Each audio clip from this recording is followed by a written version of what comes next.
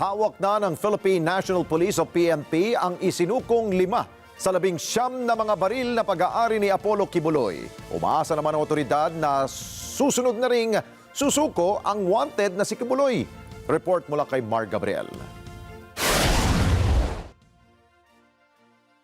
Kusang loob na isinuko ng kampo ni Kingdom of Jesus Christ founder Apollo Kibuloy ang 5 sa 19 na mga baril nito.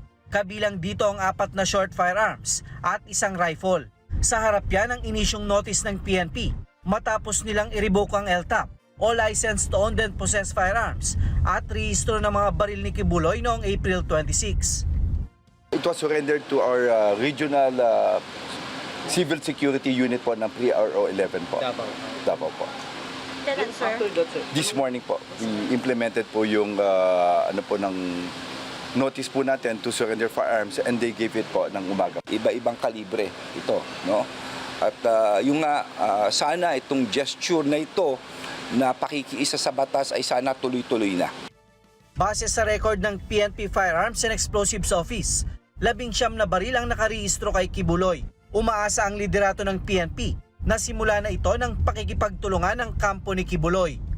Ang in-expect po natin, talagang we need to get all the firearms and we will, dapat si Pastor Kibuloy will also surrender. Meron tayong batas pinatutupad.